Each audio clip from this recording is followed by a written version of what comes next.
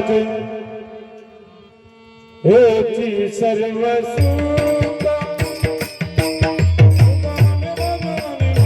गमने माझे हेची सर्व सुख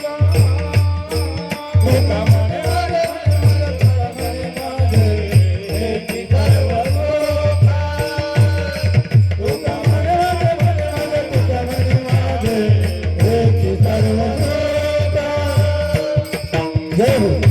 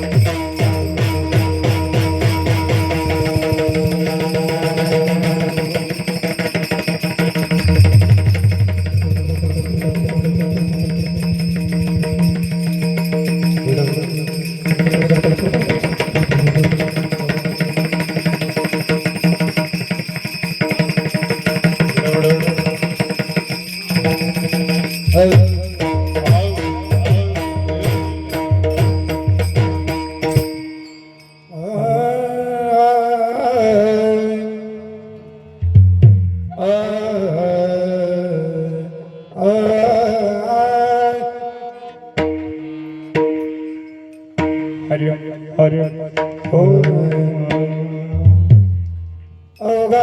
संसार सुखाचा करीना अवघाची संसार सुखाचा करीना अवघाची संसार सुखाचा करीना अवघाची संसार सुखाचा करीना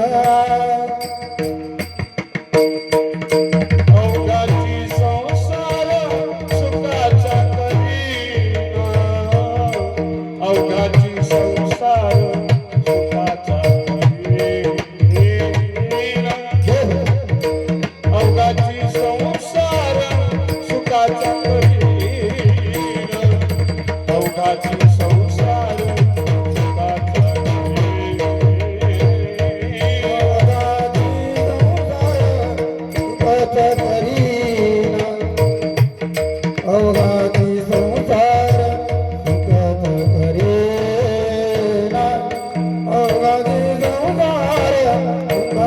करीना अवघाची संसार सुखाचा करीना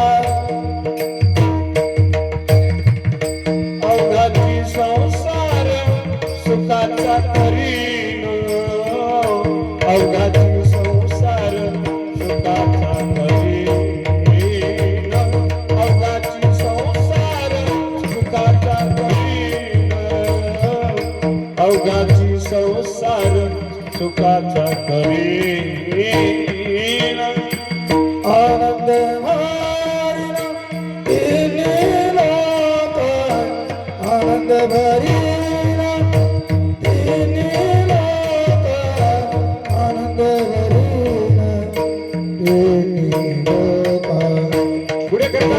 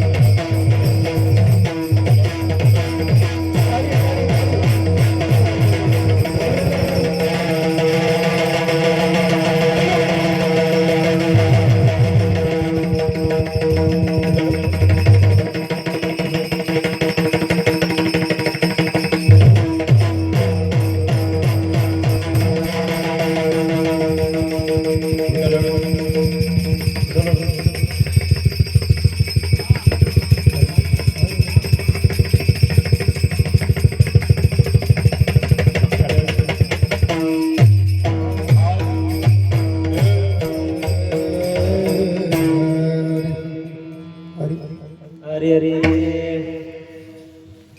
अवघाची संसार सुखाचा करीन आनंदे भरीन तिन्ही लोके जाईन गे माये तया पंढरपुरा भेटेन माहेरा आपुलिया सर्व सुकृताचे फळ मिलाईन क्षमे मी देईल पांडुरंगे जाईन गे माये तया पंढरपुरा भेटेन माहेरा आपुलिया बाप रखुमादेव विठ्ठलांचे बेटी आपुले संसाठी करून टेला जाईन गे माये तया पंढरपुरा भेटेन माहेरा आपुलिया आरंभी विनंती गणु करू गणपती विद्या दया सागरा अज्ञान हरणी तुमती दे आराध्य मोरेश्वरा चिंता क्लेश दारिद्र्य दुःख देशांतरा पाठवी हे रंभा गणनायका गजमुखा भक्ता बहुतोषवी ब्रह्मानंदम परमसुखदम केवलम ज्ञानमूर्ती द्वंद्वातीतं गगन सदृशं तत्त्वमस्यादि लक्षणम् एकं नित्यं विमलमचलं सर्वदी साक्षिभूतं भावातीतं त्रिगुणरहितं सद्गुरुं तं नमामि तडिद्वासनीलं मेघावासवासं रमामन्दिरं सुन्दरं चित्प्रकाशं वरं दृष्टिकायासमन्नस्य पादं परब्रह्मलिङ्गं भजे पांडुरंग करू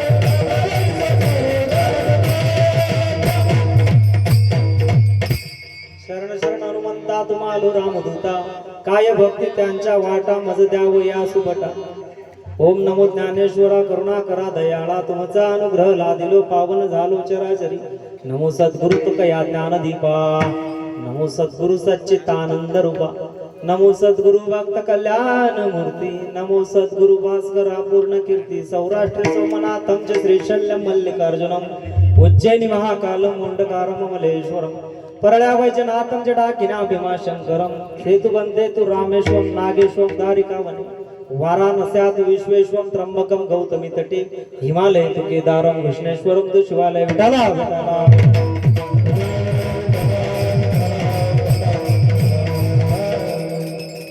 अवघाची संसार सुखाचा करीन आनंदे भरून भरीन तिन्ही लोके जाईन गे माये तया पंढरपुरा भेटेन माहेरा पुलिया प्रस्तुत प्राप्तस्थळी प्राप्त प्रसंगी कीर्तन रूपी सेवेकरता निवडलेला अभंग प्रौढ प्रताप पुरंदर क्षत्रिय कुलवंत सिंहासनाधीश्वर श्रीमंत श्रीमंत श्रीमंत छत्रपती शिवाजी महाराज यांचे आध्यात्मिक गुरु ज्ञानाचा सागर भक्ती सागर वैराग्याचे शिखर वारकरी संप्रदायाचा सुवर्ण कळस रूढी परंपरांच्या सागरदंडात जगडबद्ध झालेल्या भारतीय संस्कृतीच्या पुनरुत्थानाचे रणशिंग चौदिशांनी फुंकणारे जगदवंदनीय जगद्गुरु जगद्वर गुरु श्री तुकोबाराय यांचा जगद्गुरु तुकोबाराय त्याचप्रमाणे कैवल्याचा पुतळा माऊली ज्ञानोबाराय यांचा हा निवडलेला 4 चरणांचा अभंग आहे विठ्ठला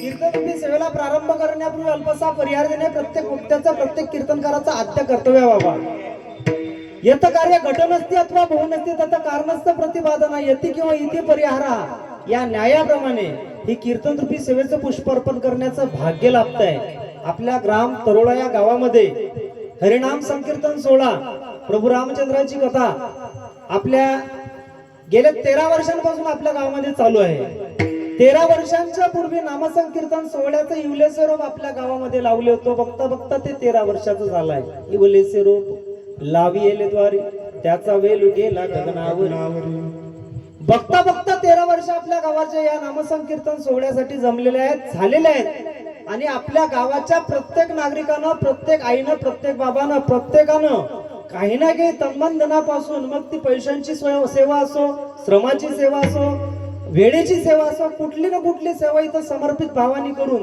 हा नामसंकीर्तन सोहळा फार आनंदात उत्साहात साजरा होत आहे ही आनंदाची गोष्ट आहे सप्ते कशासाठी हवेत मंडळांनी गणपती कशासाठी बसावेत देवी कशासाठी बसावे कारण लोक या मार्फत लोक एकत्र येतात आणि चांगले लोक ज्यावेळेस एकत्र येतात ना बाबा चांगली प्रक्रिया त्याच्यामधून घडल्याशिवाय राहणार नाही जेव्हा 4 लोक चांगले लोक एकत्र येतात एकत्र आल्यानंतर फलनिष्पत्ती ही चांगलीच निघू शकते वाईट लोक 4 लोक एकत्र आले तर त्याची फलनिष्पत्ती निश्चितच वाईट असू शकते विठ्ठला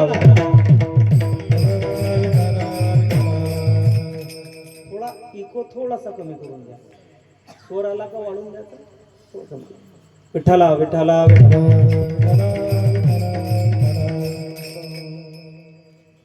आपल्या इथं तुमची आमची अशी पहिल्यांदा आपली भेट आहे तुमची आमची वयक्क नव्हती पहिल्यापासून तुमची आमची वयक्क झाली आल्या गेल्यानं लय दिवसांपासून इच्छा होती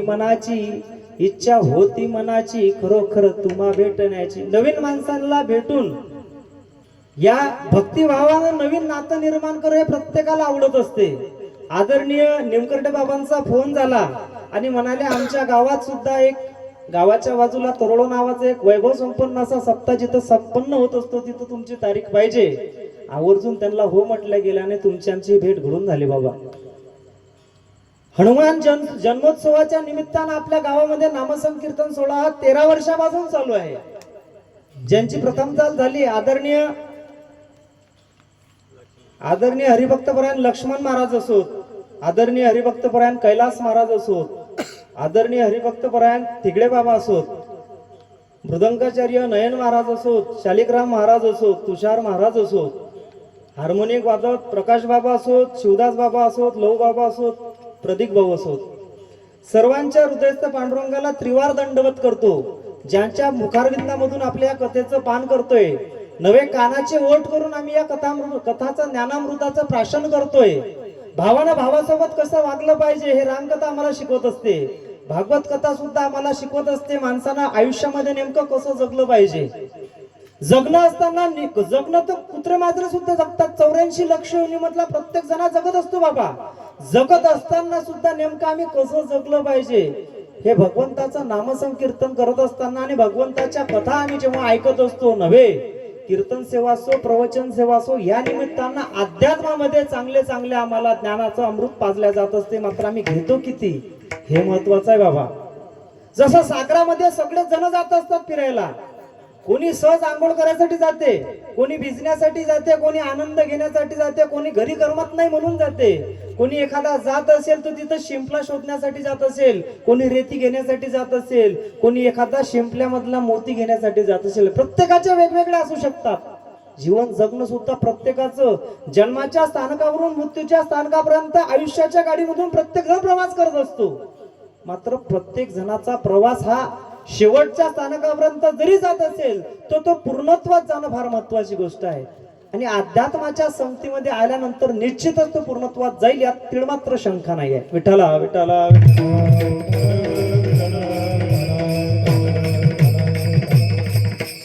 आदरणीय साऊंड सिस्टीम वाले दादा यांची सुद्धा चांगल्या उत्कृष्ट रीतीची अशी साऊंड सिस्टीम आहे.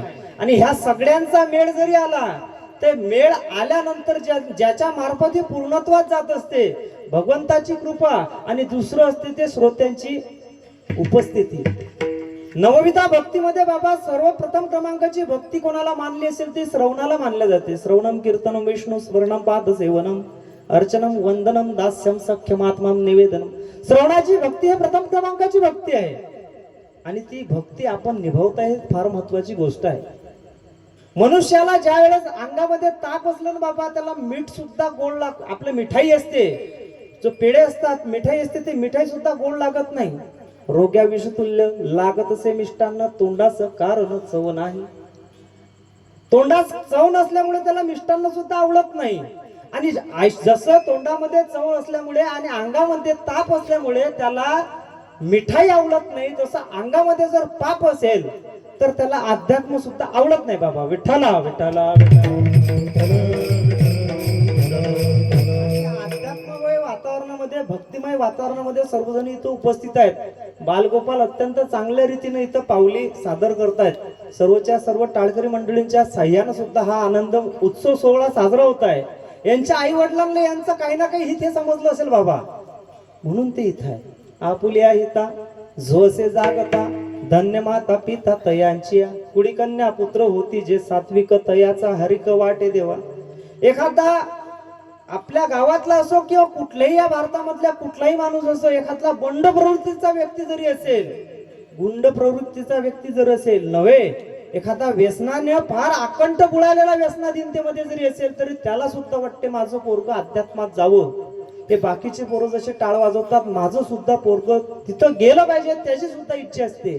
मात्र तो झजावत नसतो, तो त्याच्या पोराचं हित त्याला समजत नसते, म्हणून तो याच्यापासून कुंठित झालेला असतो. हे सगळ्यांच्या आई बापांना त्यांचं हित समजलं म्हणून इथं उपस्थित आहेत.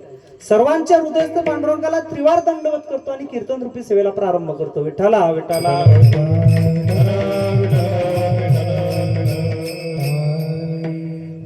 मनुष्याच्या जीवनामध्ये बाबा प्रतिज्ञेला फार महत्वाचं स्थान आहे.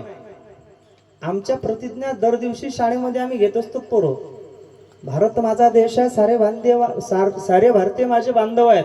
बांधव बहीण भाऊ मानल्या जातो. आम्ही सगळ्यांना समृद्धतेची आम्ही प्रतिज्ञा करत असतो. मात्र प्रतिज्ञा आम्ही कितपत पूर्णत्वास नेतो हे मोठं प्रश्नचिन्ह आहे बाबा.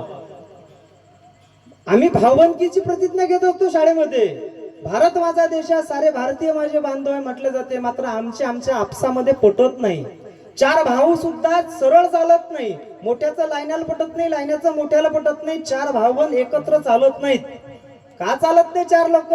चार केव्हा चालत असेल एकत्र? जेव्हा पाचवा वरती आळवा पडलेला असतो ना, राम नाम सत्य आहे म्हणत म्हणत ते चार जण एका वाट्याने चालतात. नसे चालत नाही बाबा. प्रतिज्ञा कोणाचीच पूर्णत्वात जात नाही. प्रतिज्ञा पूर्णत्वात जाण्यासाठी फार कष्ट लागावे लागतात. आणि प्रतिज्ञा प्रत्येक जण करत असतो. आज आम्ही प्रतिज्ञा करतो, उद्या आमची प्रतिज्ञा पूर्णत्वात जात नाही, आम्ही सोडून देतो, परत दुसरी प्रतिज्ञा करून घेत असतो. प्रतिज्ञा जर पूर्णत्वात जायची असेल तर बाबा सर्वात प्रथम चार गोष्टी फार महत्वाच्या आहे. प्रतिज्ञा पूर्णत्वात जाण्यासाठी मनुष्य हा भक्तिवान असायला हवा. धनवान असायला हवा, सामर्थ्यवान असायला हवा आणि बलवान सुद्धा असायला हवा. रावणानं सुद्धा प्रतिज्ञा केली होत्या. रावणाच्या प्रतिज्ञा जगविख्यात आहेत. रावणानं प्रतिज्ञा केली होती का लंका, त्याची जी लंका होती ती लंका सोन्याची करेल. लंका सोन्याची झाली. दुसरी प्रतिज्ञा रावणानं केली होती, सोन्याला सुद्धा सुगंध आणेल, चांगला वास सोन्याला सुद्धा आणेल. येऊ शकला नाही. आणखी एक प्रतिज्ञा केली तर हा जो समुद्र आहे हा खाऱ्या पाण्याचा, याला गोड पाण्याचा मी समुद्र करेल. रावणाने प्रतिज्ञा केली, पूर्णत्वास गेली नाही. आणखी प्रतिज्ञा केली ती रावणानं का या जमिनीपासून स्वर्गापर्यंत हा रस्ता बनवेल, पायऱ्या बनवेल, तिथपर्यंत जिना बनेल, तिथपर्यंत जाण्याचा रस्ता बनेल, म्हणजे माणूस इथून तिथपर्यंत जाईल. पूर्णत्वास गेली नाही. का नसतील गेले रावणाच्या प्रतिज्ञा? त्याच वेळेस संतांनी सुद्धा प्रतिज्ञा केल्या, त्या पूर्णत्वास गेल्या. मनुष्य हा बलवान असायला हवा, तेव्हा प्रतिज्ञा पूर्णत्वास जाते. रावणाच्या बाबतीत विचार करायचं गेलं तर रावण सुद्धा बलवान होता. ताकद एवढी होती रावणामध्ये, ताकद एवढी होती का 3दा रावणानं हा कैलास पर्वत सहज उचलला होता. सहज महादेवांच्या सहित, पार्वती मातेंच्या सहित सहज पर्वत उचलला गेला. कैलास पर्वत सहज उचलला गेला होता या रावणाच्यानं. जेव्हा भक्ती होती तेव्हा पर्वत उचलला गेला बाबा. मात्र ज्या वेळेस त्याचा अहंकार दाटला होता, अंगदचा पाय दुःखा इंचभर सुद्धा हलू शकला नाही. विठ्ठला विठ्ठला विठ्ठला.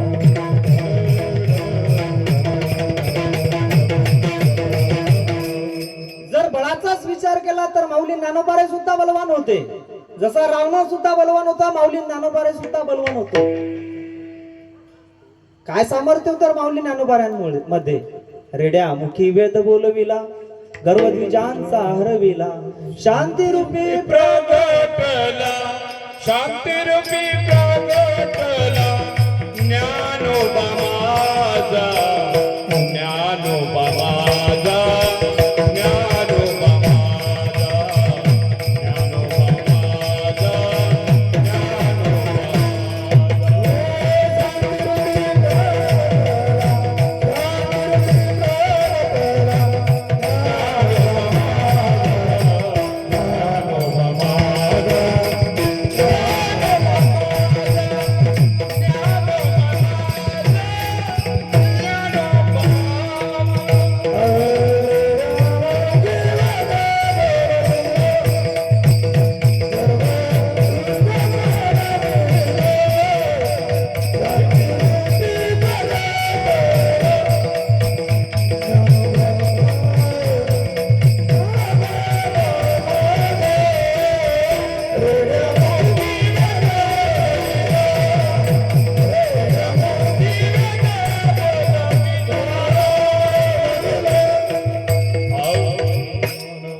मुखी वेद बोलविला, गर्वद्विजांचा हरविला, शांती रूपी प्रगटला, ज्ञानोबा माझा, साधकांचा माय बाप दर्शने. एवढा सामर्थ्य, एवढं बलवान होते माऊली ज्ञानोबा का त्यांच्या बळामुळे, त्यांच्या सामर्थ्यामुळे सहज रेड्याच्या मुखामधून सुद्धा वेद बोलवण्याचं सामर्थ्य, बळ माऊली ज्ञानोबारायांच्या अंगामध्ये होतं, अंतरात होतं. म्हैसपुत्रामुखी बोलविल्या श्रुती, चालविल्या भिंती बैसुनिया, नव्हे सामान्य महिमा संतांचा, नैवेद्य हातीचा मृत्यूमूर्ती जेवी. उदगा माझी वह्या राहिल्या कोरड्या, दावण्या विश्वजना रोकड्या. निळोबारा सुद्धा तेच सांगतात, सामर्थ्य हे प्रत्येक संतांमध्ये काठोकाठ भरलेलं आहे. तुकोबारायांमध्ये सुद्धा सामर्थ्य होतं, तुकोबारायांमध्ये सुद्धा सामर्थ्य होतं बाबा. धन्य तुकोबा, धन्य तुकोबाचा माता.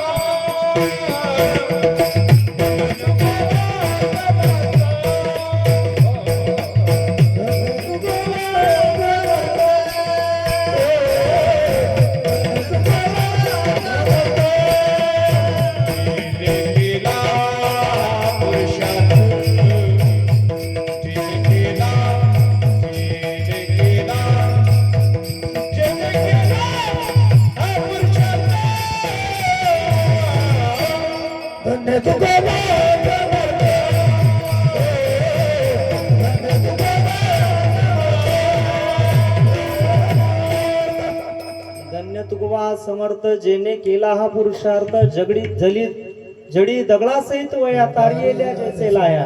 लाह्या तराव्या तशा पाण्यावरती लाह्या तरायला लागल्या, वह्यात तरायला लागल्या.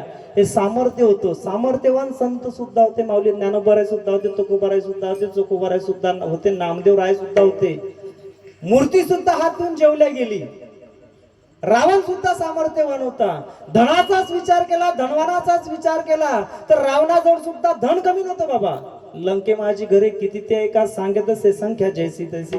5 लक्ष घरे पाषाणाची ते 7 लक्ष घरे विटे बंदी. कोटी घरे ते कासे आणि तांब्याची शुद्ध कांचनाची सप्तकोटी.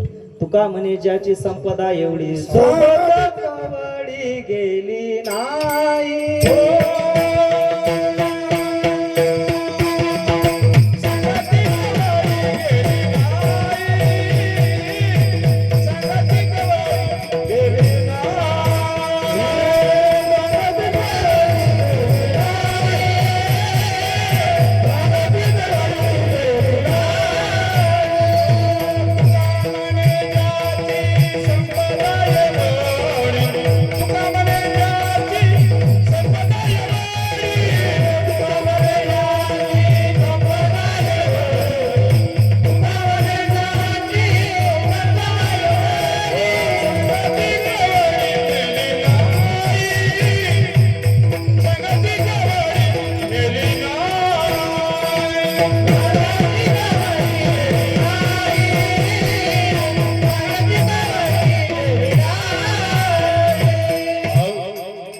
ज्ञानोबरायांचा जर विचार केला करायचं झालं तर ज्ञानोबरायांच्या जवळ सुद्धा संपत्ती धनसंपदा अजिबात कमी नव्हती. जयाचे द्वारी सोन्याचा पिंपळ अंगे सेबळ रेडा बोले. सोन्याचा पिंपळ होता, कमी अजिबात नव्हती. जर विचार करायला गेलो तर भक्तीचा विचार जर करायला गेलो आपण भक्तिमय भक्ती कोणाची श्रेष्ठ असेल. माऊली ज्ञानोबरायांची सुद्धा भक्ती आपल्याला अविरणी नाही, आपल्याला सगळ्यांना ज्ञात आहे, माहित आहे. ज्ञानेश्वरी लिहिल्या गेली आणि स्वतः सगळ्या कार्यामध्ये भगवंतच पाठीराखे होते. रावणाचा जर विचार केला तर रावणाची सुद्धा भक्ती शिवप्रती भगवान शंकराच्या प्रती अजिबात कमी नव्हती. भक्तीच्या बळावर महादेवांना सहज विचारलं गेलं आणि सहज महादेवांना मागणी मागली गेली. सहज त्याची पत्नी सुद्धा मागली गेली. महादेवांनी सहज तथास्तु म्हटलं, पार्वती माताला सुद्धा देऊन टाकलं. विष्णू भगवंताची कृपा झाली, नंतर त्यांनी घटाटोप केल्यानंतर पार्वती माताला सुखरूप वापस आणता आलं. भक्तीमध्ये अजिबात रावण सुद्धा कमी नव्हता. 10 शिर सहज कापून टाकले गेले आणि सहज अर्पण केले गेले भगवान शिवाच्या समोर. एवढा शिवभक्त होता का त्यांनी लिहिलेल्या स्तुती सुद्धा आज सुद्धा आपण आपल्याला याच्या पाठणामध्ये आहेत.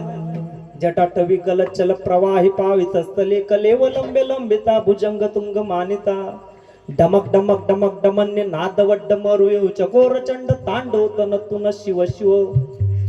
धराधरेंद्र नंदिनी विलास बंधू बंदरे स्फुरद कत्त संतती प्रमोदमान मानसे. लिहिल्या गेली, स्तुती सुद्धा लिहिल्या गेली आणि तो सुद्धा भक्तिवान होता. माऊली ज्ञानोबराय सुद्धा भक्तिवान होते. नव्हे सर्वच्या सर्व संत सुद्धा भक्तिवान होते. मात्र असं काय कारण आहे का रावणाची प्रतिज्ञा पूर्णत्वास गेली नाही आणि माऊलींची प्रतिज्ञा पूर्णत्वास गेली? कारण रावणाच्या प्रतिज्ञा होत्या त्या स्वतःच्या सुखासाठी होत्या.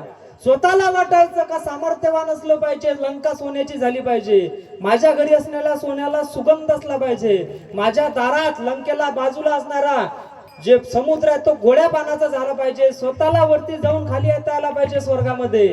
हे त्याला स्वतःच्या सुखासाठी विचार केला होता. आणि माऊली ज्ञानोबरायांनी स्वतःच्या सुखासाठी नाही तर इतरांच्या सुखाचा विचार केला होता, म्हणून प्रतिज्ञा पूर्णत्वास गेली. कोणती प्रतिज्ञा केली होती माऊली ज्ञानोबरायांनी? अभंगाच्या पहिल्या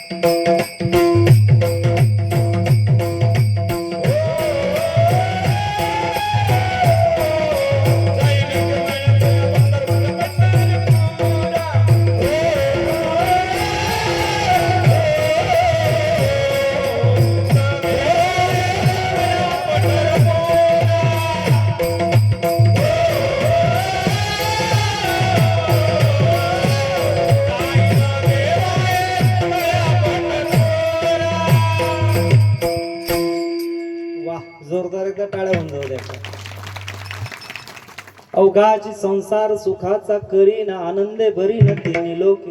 माऊली ज्ञानोबा सांगतात, प्रतिज्ञा सुद्धा अशीच करतात का सगळ्यांच्या सुखाचा विचार करतात. भगवंतानी एखाद्या वेळेस प्रसन्न व्हा आणि भगवंतानी प्रसन्न झाल्यानंतर मागणी मागाव. माऊली ज्ञानोबांनी सगळेच्या सगळे ग्रंथ संपदा पूर्णत्वास गेली, सहज गेले भगवंताकडे. भगवंत म्हणायला लागले, प्रसन्न झालो, काय करू सांगा आता तुमच्यासाठी. माऊली ज्ञानोबा सहज म्हणतात, आता विश्वात मग देव येणे वागे येतले सतोषावे तोषोनी मज द्यावे पसराय जाणे. आणि पहिली मागणी मागतात, जेखळांची व्यंकटी सांडो तया सत्कर्मी रती वाढो. जे खलप्रवृत्त आहेत, दृष्ट प्रवृत्तीचे लोक आहेत, त्यांच्यामधलं दृष्टत्व निघून जावं, चांगलत्व त्यांच्यामध्ये यायला पाहिजे, जे आहे ते वाढायला पाहिजे. माऊली ज्ञानोबा म्हणत नाही त्यांच्यामध्ये चांगलं प्रवृत्ती रुजो. माऊली ज्ञानोबारांना सुद्धा विश्वास आहे का दृष्टातल्या दृष्ट माणसामध्ये सुद्धा चांगला गुण असतो, तो रुजायला नाही पाहिजे, तर तो वाढायला पाहिजे. माऊली ज्ञानोबा सुद्धा तेच सांगतात. मागणी प्रतिज्ञा काय करतात माऊली ज्ञानोबा आहे, अवघाची संसार सुखाचा करीन आनंदे भरीन तिन्ही लोक. सगळ्यांचाच विचार करतात. तुम्हाला आम्हाला जर भगवंतानं सहज म्हटलं, सहज भेटलं आणि आशीर्वाद द्यायला लावलं तर काय मागणार आपण, काय बोलणार भगवंताकडे, बोलणार काय, स्वतःचाच विचार करणार. पहिल्यांदा स्वतःसाठी सगळ्याच गोष्टी मागून मोकळे होऊ आम्ही. माऊली ज्ञानोबा एकट्या दुकट्याच्या संसाराचा विकास, संसार सुखाचा करायचा म्हणत नाही. अवघाची संसार सुखाचा सगळ्यांचाच करील.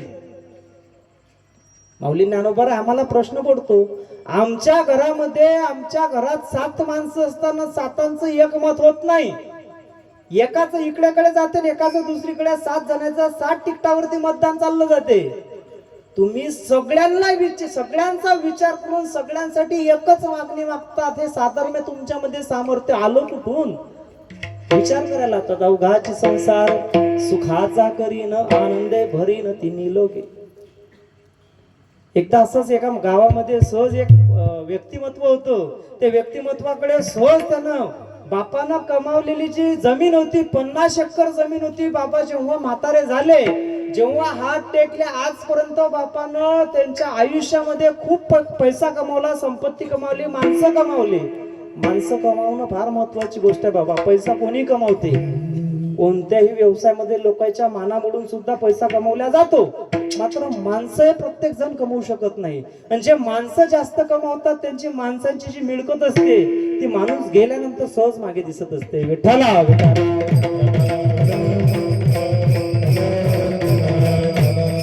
त्या माणसानं सहज विचार केला, आजपर्यंत बाबांना काहीच जमलं नाही, आमच्या बाबांना की नाही पैशाचा उपयोगच केला नाही. घर आहे एकदम साधं, 1 मजली घर आहे, स्लॅबचं आहे, पण 1च मजली आहे. बाबाला अजिबात आयुष्यात काहीच जमलं नाही. सहज बाबाला जेव्हा चालता येत नव्हतं, बोलता येत नव्हतं, सहज बसलेले होते बाबा खाटेवरती, त्यांचं चालत नव्हतं. सहज तरी गिऱ्हाईक आणलं शेतीला, 50 एकरातली 2 एकर विकून टाकली. सहज एक टोलेजंग घर बांधलं. तरोळ सारखं गाव होतं एक, त्या गावामध्ये सगळ्यांच्या 2 मजल्याच्या वर कोणाचं घर नव्हतं. याचं टोलेजंग 3 मजली घर बांधलं. 3 मजली घर एकदम आकर्षक बांधलं. एक मोठी 4 व्हीलर घेतली, सहज दारावरती उभी केली आणि विचार करायला लागला. सर्व गावभर सांगायला लागला, माझ्या बापाला 50 वर्षात त्याच्या हयातीत जमलं नाही, ते मी करून दाखवलं. काय करून? शेती विकून. स्वतःच्या दमवरती, स्वतःच्या सामर्थ्यावरती केलंच तर हरकत नाही. शेती विकायची नसती, शेती राखायची असते. त्याला समजलं नाही बाबा. त्याच्या बापांना आयुष्यभर जोंधळ्याच्या भाकरी खाल्ली असतील, होलग्याची भाकर खाल्ली असतील, आंबाडीची भाजी खाल्ली असतील, मेथीची भाजी खाल्ली असतील, रानामध्ये पिकणाऱ्या रानाच्या भेंड्या, सहज त्या भेंड्यांची भाजी खाल्ली असतील. भेंड्याची भाजी अशी व्हायची का 8-8 दिवस, 10-10 दिवस, 15-15 दिवस वड्या याच्यावरती तिखटा मिठटावरती दिवस काढले. 5 पोरीचं लग्न केलं. आयुष्यभरामध्ये 1 तास विकलं नाही. या पठ्ठ्यानं बाबाचं जरासं काही जमलं नाही. बापाचे बोनेनं फाटून त्याला गाठा बांधून चपला तुटवत होत्या, रिपीटर मारून जमीन राखली. यानं ते राखले नाही, सहज गिरेक लावलं, सहज विकून टाकलं. आयुष्यामध्ये बापा एवढं कमावता आलं नाही, हरकत नाही बाबा. बापा एवढं कमावता आलं नाही, हरकत नाही, पण बापाला जे कमावलं ते गमावलं सुद्धा नाही पाहिजे. विठ्ठला विठ्ठला विठ्ठला. ती संपत्ती असो का इज्जत असो, आपल्या बापाला सुद्धा, एखाद्या पोरगी असो पोरगा असो, त्यानं ठरवून घेतलं पाहिजे, माझ्या बापाची हयातभर जपलाय, हयातभर झटलाय स्वतःसाठी, थकला नाही, भागला नाही, पायातल्या चपला झिंजून झिंजून कोणाच्या दारावरती आपल्याला एवढं सामर्थ्यवान आपल्याला बनवलं का कोणापुढे एक हात पसरवण्याची त्यानं कधी आम्हाला संधी दिली नाही. सगळ्या गोष्टी आमचं शिक्षण पूर्णत्वास गेलं. पोरीने सुद्धा तेच लक्षात ठेवायला पाहिजे बाबा. बऱ्याचदा होते आता एवढा हा जो लोन आहे एवढं पसरत चाललाय. पूर्वी शहरामध्ये होतो, मोठ्या शहरांमध्ये होतो, आता लहान शहरामध्ये आलं. बघता बघता गावांपर्यंत यायला लागलं. गावातल्या पोरी सहज शहरामध्ये जातात, पोरं सहज शहरामध्ये जातात. नवीन ठिकाणी ओळख होते. ओळख झाली ना झाली आणि बापाला विसरून गेला जाते, मायला विसरून गेला जाते. बापाची इज्जत गावामध्ये काय याचा विचार केला जात नाही. सहज भुरळ पडली ते सहज कोणाच्या मागे निघून जायला जाते. कधी धर्माचा विचार होत नाही, कधी अध्यात्माचा विचार होत नाही, कधी संस्कृतीचा विचार होत नाही. आमच्या पोरांना आम्ही ते समजलं पाहिजे, समजून सांगलं पाहिजे. आमच्या पोरांच्या जेव्हा हालचाली बदलतात आम्हाला ते समजलं पाहिजे बाबा. आमच्या धर्माचं ज्ञान आमच्या पोरांमध्ये उघडून पाजलं पाहिजे. आम्ही सांगितलं पाहिजे आमचा धर्म चांगला कसा आहे हे सांगणं सुद्धा महत्वाचं आहे. पोरांना विकले द्या वावर, सहज विकला आणि घर बांधलं, टोले जंग घर बांधलं. एक साधू पुरुष आले, सहज गावामध्ये आले, सांगायला लागला तो त्याला साधूंना सांगायला लागला, बापानं 50 वर्षात कमावलं नाही अशा रीतीनं घर बांधून लागलं, टोल्याचं घर बांधलंय. गावात कोणाचं नाही, नवे आजूबाजूच्या 5 खेड्यांमध्ये या पंचक्रोशीत असं घर टोलेजंग. त्याच दिवशी कार बी घेतली. एवढं कोणाचं जवळ सुख नाही. एवढं सुख म्हणजे सुख असं का आमच्या दारामध्ये लोळून पडते तसं सुख नांदताय आमच्या दारी. साधू महापुरुष सहज आले. सहज आल्यानंतर सहज गेले, का रे कुठं आहे घर दाखव बरं. पहिला मजला पाहायला गेला, सहज दुसऱ्या मजल्यावर गेले, सहज तिसऱ्या मजल्यावरती गेले. तिसऱ्या मजल्यावरती एक बेडरूम होती. बेडरूमवरती भिंतीवरती एक नकाशा लावलेला होता. बारीकतेनं नकाशा पाहतात, निहाळतायत. साधू निहाळायला लागले, सहज पाहायला लागले. नकाशा होता जगाचा. पार खालीपासून दक्षिणेपासून उत्तरेपर्यंत चालत चालत चालत इकडे बोट फिरव, तिकडे बोट फिरव, तिकडे बोट फिरव. 15 मिनिटं झाले. नकाशा हाताळता पाहता न्याडता 15 मिनिट झाले. सहज तो व्यक्ती म्हणायला लागला, बाबा नेमका काय ओळखताय तुम्ही? प्रश्न पडला आम्हाला, मगापासून 15 मिनिटं झाले तुम्ही निहाळता, नेमकं काय शोधताय? सहज विचारायला लागले, आपला भारत शोधतोय बाबू, कुठे आहे? तर ओ बाबा, जगाचा नकाशा, या जगाच्या नकाशामध्ये भारत कुठं दिसेल? हा बघा, हा इथं एक छोटासा टिपका दिसते, एक छोटस सर्कल दिसते ना, हा कुठं भारत आहे? हा आशिया खंड आहे. जगामध्ये 7 खंड आहे, 4 महासागर आहे. त्या 4 महासागर 7 खंडामध्ये विभागलेला हा पूर्ण जग आहे. या जगामध्ये 193 देश आहे बाबा. या 193 देशामध्ये हा एक छोटासा एक सर्कल दिसते, छोटस एक वर्तुळ दिसते ना, तो आपला भारत आहे. बरोबर बाबू म्हणते, भारत इथं आहे का रे? हो बाबा इथंच आहे. बरं आपला महाराष्ट्र शोधतोय बाबू. हो बाबा, भारत दिसत नाही, महाराष्ट्र कुठं दिसत? महाराष्ट्र हा इथं असला पाहिजे, छोटासा टिपका आहे ना या सर्कल मध्ये, तिथं असला पाहिजे. बरोबर आपला जिल्हा शोधतोय, नेमका कुठं आहे? बुलढाणा जिल्हा. बाबा, जिथं महाराष्ट्र दिसत नाही जिल्हा कुठं दिसेल? आता काय शोधताय बाबा? तालुका शोधतोय. मोताळा तालुका आहे कुठं? मोताळा तालुका इथं असला पाहिजे, मुंगीच्या पायासारखा. बरोबर त्याच्यामध्ये आपलं तरोडा गाव कुठं आहे? हे तरोडा गाव इथं आहे. बरोबर हे सापळं इथं असू शकते. बरं, तरोडा गाव इथं असू शकते, तर नेमकं आपली गल्ली कुठं आहे शोधताय? अजून शोधतच बसलात का? नेमकं घर कुठं आहे? घरामध्ये मी कुठं आहे शोधायला लागले. मग त्याला समजलं, न सांगताच सगळ्या गोष्टी समजायला लागल्या. विठ्ठला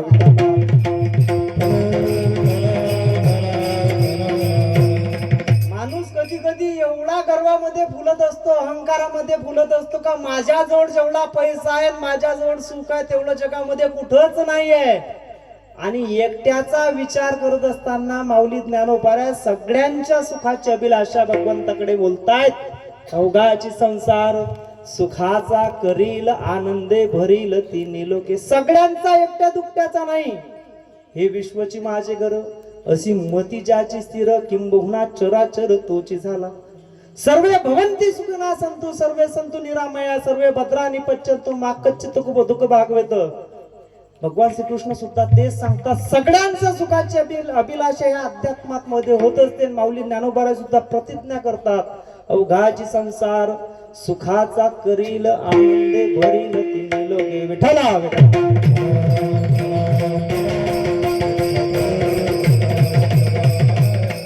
सुखाच्या या संकल्पना बाबा प्रत्येकाच्या भिन्न भिन्न असू शकतात. कोणाला वाटते 7 एकर वावर असेल त्याचा 10 एकर वावर झाला म्हणजे सुखाचा संकल्पना त्याची विकसित झाली. एखाद्याचा पोरगं नोकरीवर लागत नाही, पोरगं नोकरीवर लागलं, सुखाच्या अभिलाषा विकसित झाली. प्रत्येकाच्या सुखाच्या संकल्पना व्यक्ती परत्वे भिन्न भिन्न असू शकतात बाबा. जर सुखाचाच विचार केला गेला, सुखाची जर संकल्पना आम्ही जर पैशासोबत जोडत असू ना बाबा, तर श्रीमंत लोक सगळेच्या सगळे सुखी असले पाहिजे होते. आणि ज्याच्याजवळ पैसा नाही तो जर दुखी असता तर एकही गरीब माणूस तुम्हाला हसताना दिसला नसता. विठ्ठला विठ्ठला. मात्र या नियतीचा प्रारब्धाची गती एवढी विचित्र आहे ना बाबा. प्रारब्धाची गती आहे ही विचित्र आहे. हाती सूत्र विठोबाच्या हाती सूत्र आहेत. कोणाला कसं सगळ्याच गोष्टी सगळ्याला देत नाही बाबा. ज्याच्याजवळ पैसा असते त्याला हिशोब येत नाही, हिशोब खूप येतो, पैसा नसतो. ज्याच्याजवळ दात असते खायला काही नसते, ज्याच्याजवळ दात असतात त्याच्याजवळ चणे नसतात, चणे असतात तर दात नसतात बाबा. सगळ्या भिन्न भिन्न संकल्पना आहे. ज्याचं वजन कमी असते बाबा, वजन कमी असते त्याला चिंता असते वजन वाढण्याची. ज्याचं वजन वाढलेलं असते चिंता असते वजन कमी करण्याची. वजनाची सगळ्यांनाच चिंता असते बाबा, भजनाची कोणालाच चिंता नसते. विठ्ठला.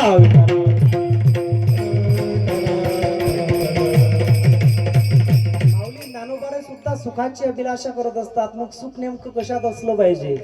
पैशात सुख असावं का?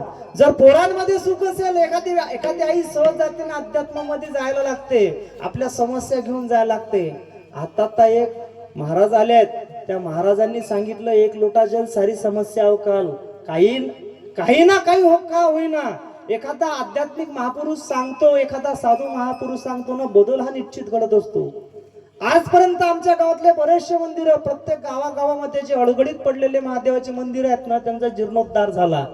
जे पोरं कधीच जात नव्हते मंदिराचा उंबरठा ओलांडत नव्हते ना बाबा, सहज एखादं हातामध्ये एखादा लोटा घेतात, 1 लोटा जल सारी समस्या अवकाल, सहज जायला लागतात. हा बदल घडणं फार महत्वाची गोष्ट आहे. आणि सुख हे इकडे तिकडे किती फिरलो आम्ही, पैशामध्ये जर सुख आम्ही शोधत बसलो ना बाबा, जर सुखी असायला पाहिजे. 2 महिन्याच्या पूर्वी आपल्या भारतामध्ये एक वैभव संपन्न असं एक विवाह सोहळा संपन्न झाला. नवरदेव नवरी दोघांनी पाहिले असेल. संपत्तीच्या बाबतीत अजिबात कमी नाही अंबानी परिवाराजवळ, अजिबात कमी नाही. सुख लोळताय, संपत्ती लोळताय, एवढा मोठा पैसा आहे, आरोग्य नाही बाबा. किती पैसा कमावला, किती पैसा खर्च केला, आरोग्य घेतला जाऊ शकत नाही विकत. हे प्रारब्ध बदलताच येऊ शकत नाही बाबा. या प्रारब्धामध्ये जिथं सुख असेल ना, ते सुख आम्हाला उपभोगता यायला पाहिजे. विठ्ठला.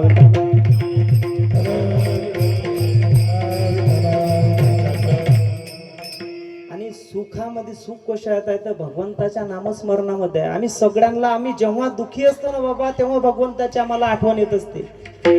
सुख में सुमिरन सब करे, दुख में सुमिरन सब करे, सुख में करे ना कोई. दुख में सुमिरन सब करे, सुख में करे ना कोई. जो सुमिरन सुख में करे, दुख काहे कोय कबीरा, दुख काहे कोय. कबीरदास महाराज म्हणतात का दुःखामध्ये सगळेच जण भगवंताची आठवण करतात, सुखामध्ये कोणीच करत नाही. सुख कुठं असेल तर भगवंताच्या सानिध्यात असलं पाहिजे. अध्यात्मामध्ये सुख असू शकते. आम्ही जर सहज म्हणायला गेलो ना, या अध्यात्मामध्ये आल्यानंतर आमच्यात काय बदल होतो? अध्यात्मात सुख आहे का? अध्यात्मामध्ये समाधान आहे का? जिकडे तिकडे कोणी गॅरंटी घेऊ का ना घेऊ बाबा, अध्यात्मामध्ये आल्यानंतर तुम्ही सुखी व्हाल का नाही हे माहिती नाही, मात्र अध्यात्मामध्ये आल्यानंतर तुम्ही समाधानी निश्चित व्हाल. विठ्ठला विठ्ठला.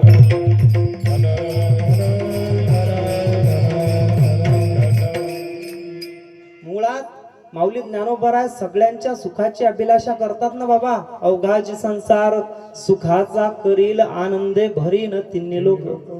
सुख नेमकं माणसाच्या जवळ असते, मात्र जवळ असताना सुद्धा ते दिसत नाही बाबा, अजिबात दिसत नाही. एक मनुष्य होता, त्या मनुष्याजवळ खूप सारी संपदा होती, धनसंपदा एवढी होती, खूप सारी संपदा होती, पेटी भरली. त्याला आयुष्यामध्ये त्याला सुखच भेटत नव्हतं. इकडे शोध, इकडे सुख शोध, तिकडे सुख शोध, सुखी नव्हता. घराघरात नेहमी कटाकट कटाकट कटकट कटकट कटकट चालू राहायच्या. विचार करायला लागला का आयुष्यामध्ये एवढा पैसा आहे, पैसा तर एवढा आहे पण सुखी का नाही, विचार करायला लागला. सुख नाही कोठे आलिया संसारी, सुख नाही कोठे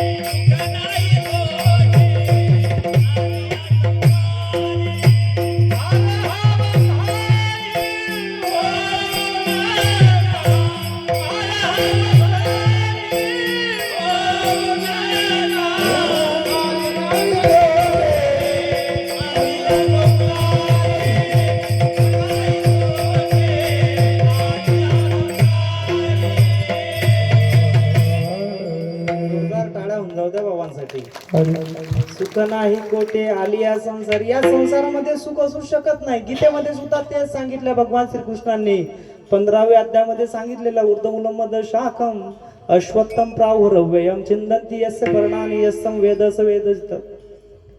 दुःखानं भरलेला हा संसार आणि या संसार रूपीचे वृक्षाचे पानं आहेत हे खाली आहेत, मुळे हे वरच्या दिशेने आहे. जर मुळे हे वरच्या दिशेने असताना सुख इथं कसं असू शकतो. दुःख बांधवडी बांधवडी दुःख बांधवडी आहे हा संसार.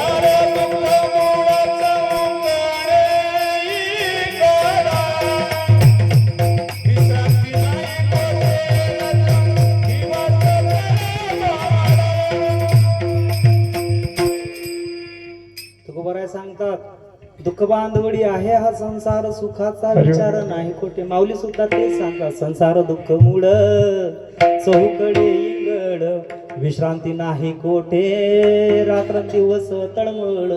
काम क्रोध बचुनी लागे पाठी लागली ओढाळ, कवना मी शरण जाओ दुःख दिल निर्मळ. धर्म जागो सदैवांता जे बाप रोपकारी, आंधळ्या दृष्टी देतो. त्याचे नाव उच्च भगवंताचा जो आंधळ्यांना दृष्टी देतो त्याचं नाव आम्ही जेव्हा स्मरण करीन आपोआप आमचे सुखाचा फक्त सुख आहे का, सुख अध्यात्मामध्ये भेटेल का बाबा, नव्हे. सुख फक्त अध्यात्मामध्ये भेटणार नाही तर सुख घडोघडी वाढायला लागेल. सुख घडोघडी वाढू लाग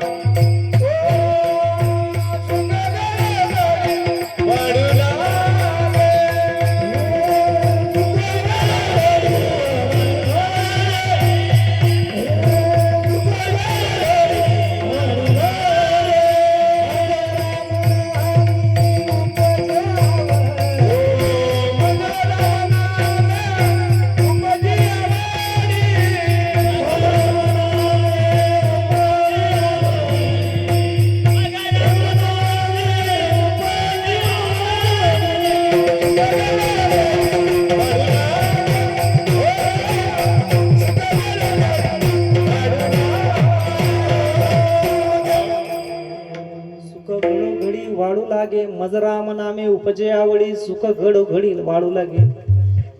सुख हे नेहमी चिरंतर वाढत वाढत वाढत वाढत वाढत सुद्धा जात असते बाबा अध्यात्मामध्ये.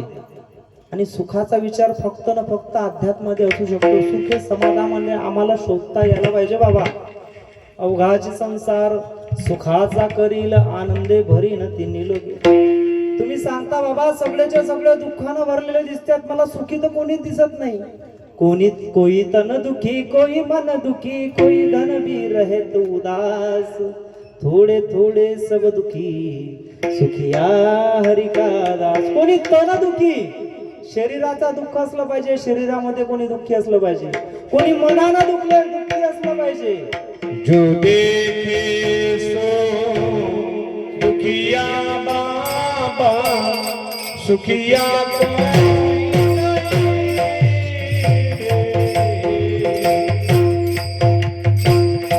राजा दुखिया प्रजा दुखिया सब दुखिया बैरागी रे.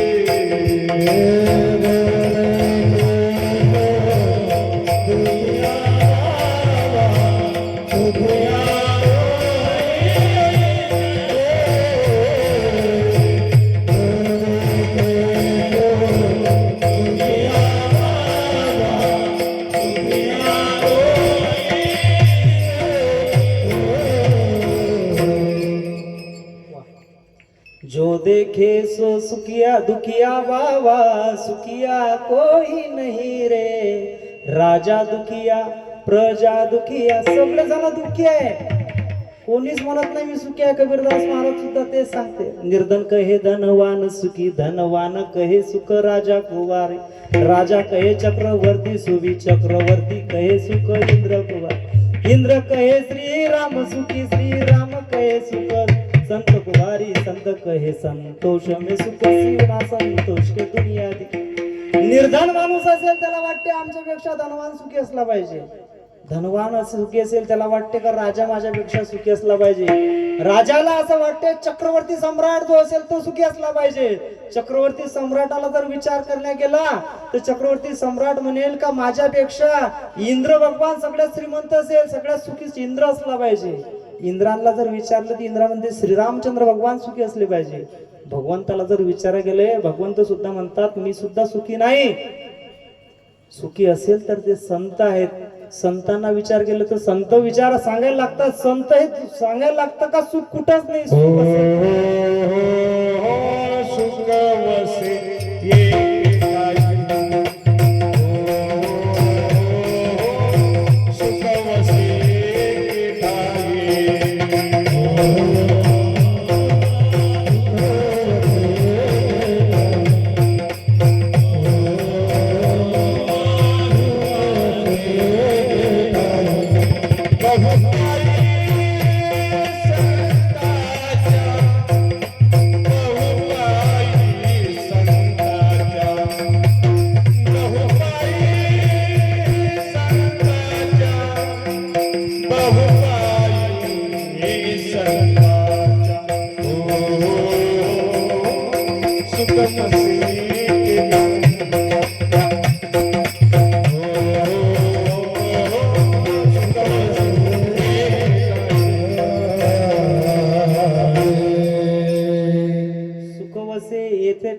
सुख कुठं असेल तर संतांच्या पायावरती सुख असेल. संत सुद्धा तेच सांगतात आम्हाला सुख शोधायचं असेल तर समाधानामध्ये असलं पाहिजे.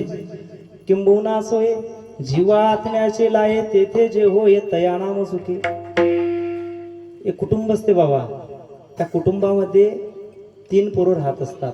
एकत्रित कुटुंब असते. आता ते कुटुंब एकत्रित जवळपास कुठंच नाही आहे, कुठंच नाही आहेत. प्रत्येक कुटुंबामध्ये एक भाचा शिकायला असायचा प्रत्येक गावामध्ये. आता अजिबात नाही, कोणाच्याच घरी नाही आहेत भाचा, जवळपास नाही आहेत. तुमच्या गावात असतील 2-4 नाही तर प्रत्येक शाळेमध्ये वर्गामध्ये 5-7 भाषे प्रत्येकाच्या वर्गामध्ये असायचे. आता कोणी पाहुणं जायला तयार नाही, कोणाजवळच वेळ नाही बाबा. 3 जण होते, तिघांच्या पत्न्या होत्या, छोटे छोटे मुलं होते, भरला संसार होता, गोकुळासारखं घर होतं बाबा. आई होते, बाबा होते, ज्येष्ठांच्या म्हटलं ऐकायचं. त्या काळातली गोष्ट आहे. ज्यावेळेस मोठे माणसं सांगायचे आणि लहान माणसं ऐकायचे. तुमच्या गावात ऐकत असतील सगळेचे सगळे. तरुण मंडळीच्या अट्टाहासानं हा सगळा सप्ताह उभा झालेला आहे. ज्येष्ठ मंडळी मार्गदर्शन करतात, ही महत्वाची गोष्ट आहे. गावागावामध्ये पाहायला भेटत नाही. मोठ्या माणसांना सांगलं ना बाबा सहज एखाद्या वेळेस मोठ्या माणसानं सांगलं, बाबू या पंक्तीत काही नाही रे भाजी वाढ बरं, लगेच तो बकेट येते आणि चमचा घेते, काका तुम्हीच वाढा म्हणते. हे संस्काराचा अभाव झालेला आहे. प्रत्येक वेळेस पहिले काय होतं बाबा, गल्लीने एखादा पोरगा आगाऊपणा करताना दिसलं ना, सहज कानाखाली मारला जायची. एखादी पोरगी आगाऊपणा करताना दिसली, चारदा जर एखादा गल्लीमध्ये पोरग शिल्लकचं दुसऱ्या गल्लीतलं पोरग आपल्या गल्लीमध्ये चारदा जर दिवसांतून चक्रा मारायला लागला ना, सहज एखादा शेजारचे म्हणायचं, काय रे बाबू काय काम आहे इकडे. दुसऱ्या वेळेस पासून पोरगा यायचं नाही. आता कोणाची हिंमतच नाही राहिलेली, अजिबात राहिलेलं नाही. त्या काळातला जमाना आहे बाबा. तीन पोर होते, 3 सून होता, भरला संसार होता, गोकुळा सारखा संसार होता. वडील होते, आई होते, चांगल्या रीतीने संसार थाटामाटात सुरू झाला. सुरू असताना एक दिवस असे होते का, लहान म्हणजे सुनबाई होती, सहज तिला काम करताना कधी अडचणी यायच्या, मोठी सुनबाई सहज रुसून बसायची. त्यांनी कामाची विभागणी करून घेतल्या गेली. मोठीनं सळा सारवण करायचं, मधवीनं झाडझूड करायची, लहानीनं स्वयंपाकामध्ये भाजी करायची, मोठीनं पोळ्या करायच्या. सगळ्या कामाची, भांडे घासायपासून भिंती सारवण्यापासून सगळ्या गोष्टीची वाटणी करून घेतल्या पाहिजे. अगदी शेवटच्या रांगोळी काढण्यापर्यंत सगळ्या कामाची वाटणी करून घेतल्या गेली. अजिबात भांडायला कोणीच तयार नव्हतं. गोकुळासारखं घर होतं. मात्र हेवे दावे चालायला लागायचे. सुनांमध्ये अजिबात जमत नव्हतं. तरी सुद्धा घरचा करता आजोबा होते, घरचे करता पुरुष होता, जो कुटुंब प्रमुख होता ना बाबा, त्याच्या आशीर्वादानं त्याच्या सांगण्यानुसार घर चालायचं. एक दिवस सहज असं झालं, लहान जी सून होती त्या सूनबाईंकडे तिच्याकडे आलेलं काम होतं ते भाजी शिजवण्याचं. पूर्ण कुटुंबाचं भाजी शिजवल्याचा भला मोठा गंज असायचा. मस्त चुलीवरती ते शिजवल्या झालं, सुरू झालं.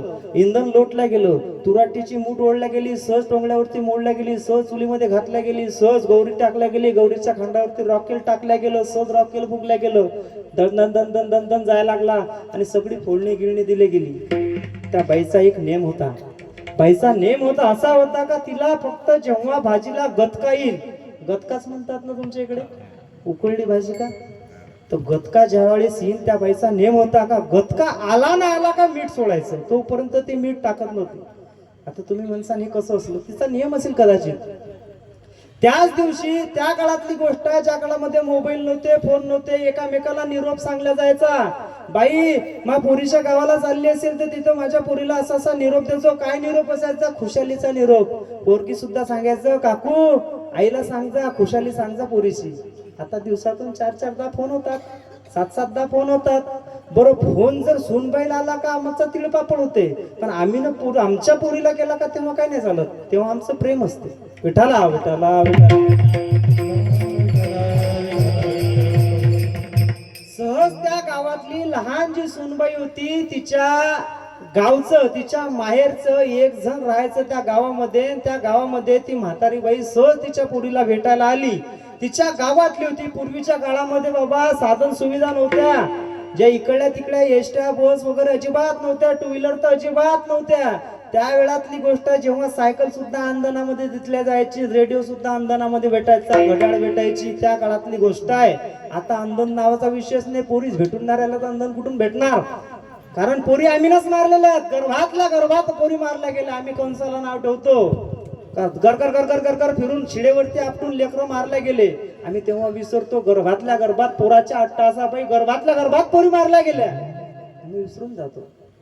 सहज ती बाई आली, पण बाई येते न येते सहज म्हणायला लागली, अमुक अमुक एक पोरग पाठवलं, खाकी चड्डी घातलं जायचं. त्यावेळेस खाकीच चड्ड्या घालायचे सगळे पोरं, कपडे कोणाजवळ नसायचे, पोटाला अन्न भेटायचं नाही. सहज पोरग गेलं, खाकी चड्डी ढिल्ली होती, सहज त्याला करदोळा बांधला गेला, तुराटीची काडी टाकली, गरगर गोल फिरवली, सहज ते बरोबर करवंटीला लावल्या गेली. पोरग सुटलं अनवानीच पायानं.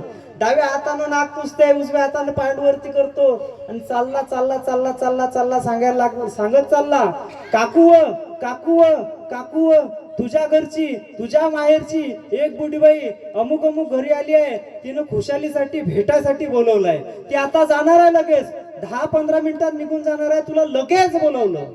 या बाईनं बरोबर आताच फोडणी दिली होती, आताच भाजी टाकली होती. गतका फुटायचा बाकी होता. तिला असं वाटलं आता मीठ टाकावं, पण गतका फुटला नाही. सहज तिचा नेम होता, आज नेम मोडू नाही म्हणून सहज गेली जेठानीकडे.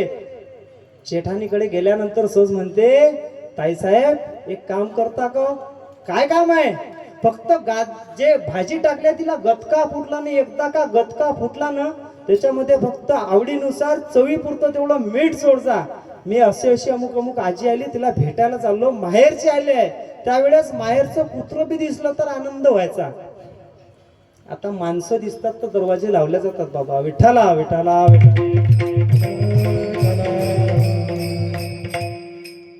सहज बाई आली आणि सहज ती म्हणता जेठानीचा पारा चढला गेला. जेठानी म्हणते तुला लाज वाटायला पाहिजे, तुझ्यापेक्षा 8 वर्ष जास्त झाली मी या घरात, या घराची मालकी नाही मी पुढे. बुडी कधी गचकते त्याची वाट पाहतोय मी. एकदा बुडी गेली का सगळी सत्ता माझ्या हाती, चाब्या माझ्या हाती येतील. विचार करते म्हणजे तुला वाटायला पाहिजे. मला म्हणते मला काम सांगतं. सहज गेली, तिने हिरमोळ केला, चेहरा नाराज झाला आणि सहज गेली दुसऱ्या बहिणीकडे. म्हणायला लागली दुसऱ्या बहिणीकडे, दुसरी जी देराणी होती हिची जेठानी, तिची देराणी सहज मधवीकडे गेली, म्हणायला लागले ताईसाहेब फक्त तेवढं काम करता का, चवी पुरतं फक्त गतका आला का मीठ टाका. मला काम सांगते, तुझ्यापेक्षा 4 वर्ष पहिले मी या घरामध्ये आली, मला काम सांगते. कशी हिंमत झाली तुझी? आपल्या कामाच्या वाटण्या केलेल्या आहेत. मागं पटत नव्हतं माझं, जरासं काम तू केलं नव्हतं, आता तुझं काम करणार नाही. चेहरा पडला जातो. हक्काचं घर असते, हक्काचं ठिकाण असते, ते सासूबाईकडे जातात. सासूबाई आतमध्ये पाकडत असतात सुपामध्ये काहीतरी. पाकडता सुद्धा आम्हाला सूप सुद्धा खूप शिकून जाते बाबा.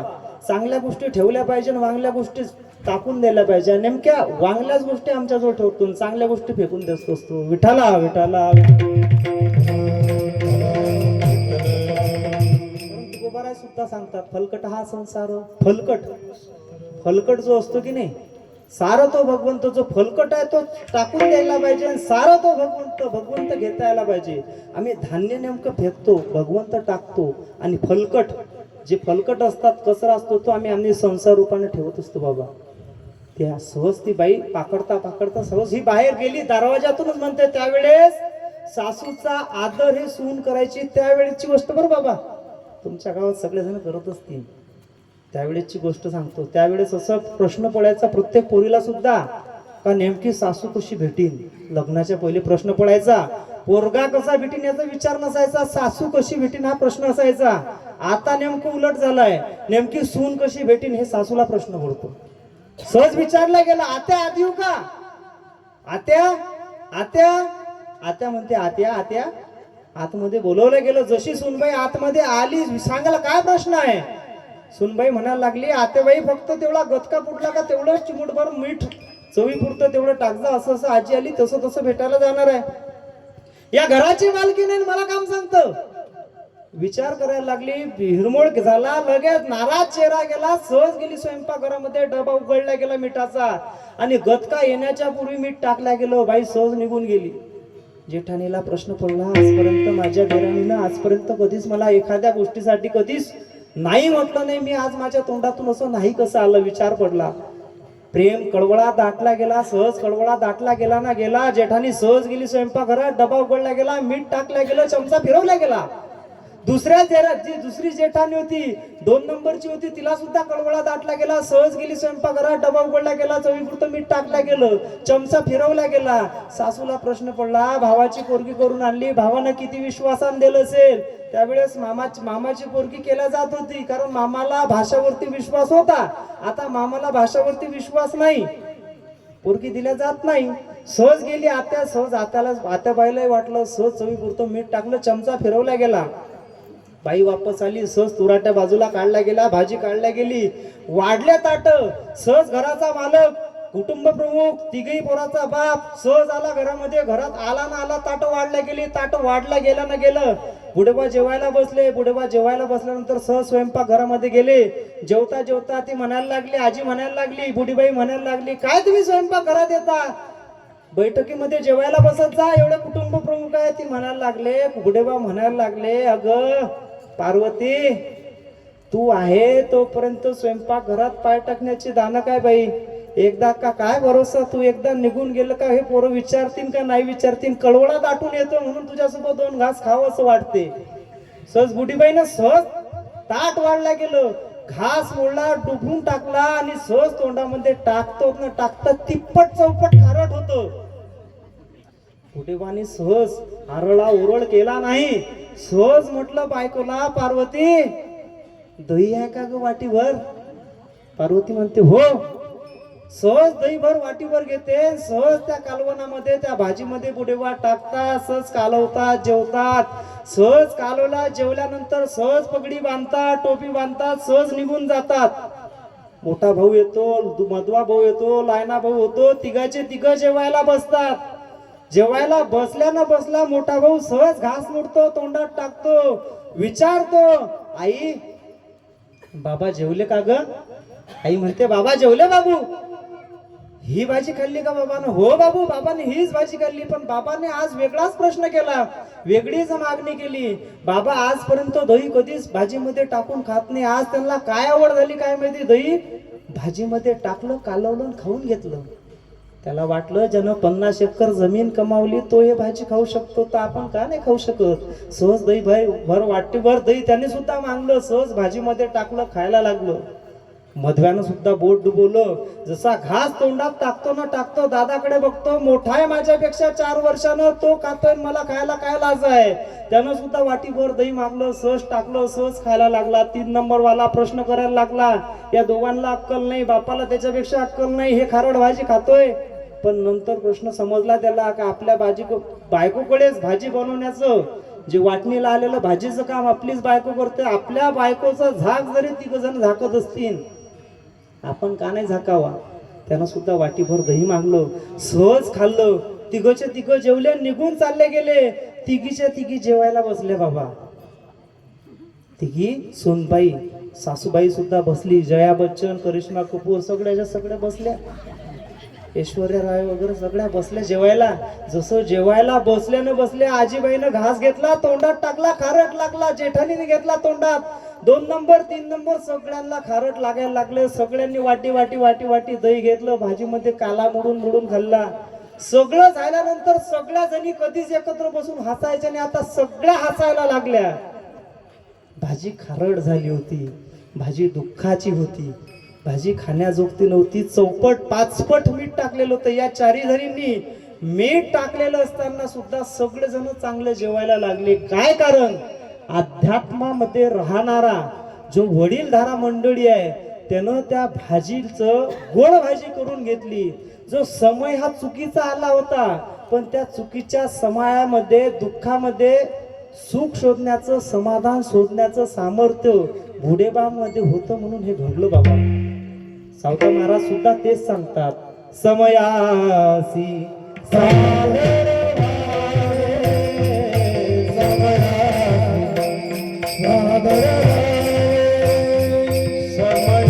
समयासी सादर भावे, समयासी सादर भावे.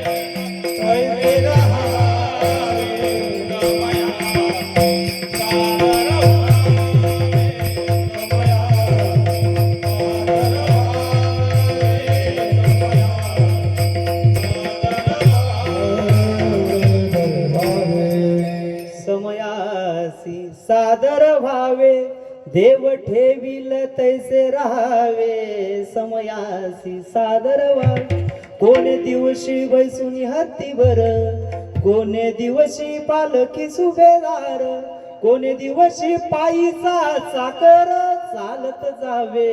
समयासी सादर व्हावे. सावता महाराज सांगतात, एखादा दिवस असा असेल, पालखी असतील, सुभेदार असतील, हत्तीवरून चालावं लागेल. एखादा दिवस असा असेल, पायी पायी चालत जावं लागेल.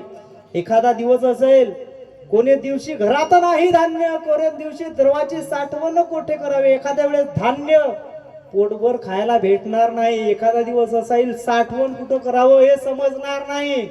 मात्र सुखामध्ये असताना मातू नये, दुःखामध्ये असताना लाजू नये. आपण पोत्या सगळ्याच वाचतात, सगळ्या जणांना वाटते महालक्ष्मीचे व्रत केल्यानंतर सुखी होऊ, पैसा येईन, सगळ्या गोष्टी. पैसा महालक्ष्मीच्या पुस्तकात शेवटच्या ओळीमध्ये ठेवलेला आहे.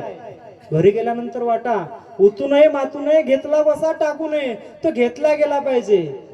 माऊली ज्ञानोबा सुद्धा तेच सांगतात, समाधानामध्ये सुख असलं पाहिजे. अवघाचे संसार सुखाचा करील, आनंदे भरील. आनंद हे समाधानामध्ये जात. माऊली ज्ञानोबा सुद्धा तेच सांगतात. मग माऊली ज्ञानोबा सांगतात, लोक विचारायला लागतात का बाबा तुम्ही प्रतिज्ञा केली, सगळ्यांच्या संसाराच्या सुखाची प्रतिज्ञा केली, मग कोणाच्या बळावरती हे केली, कुठं जाणार आहे सुख शोधणार? दुसऱ्या चरणात महाराज सांगतात, जाईन गे माये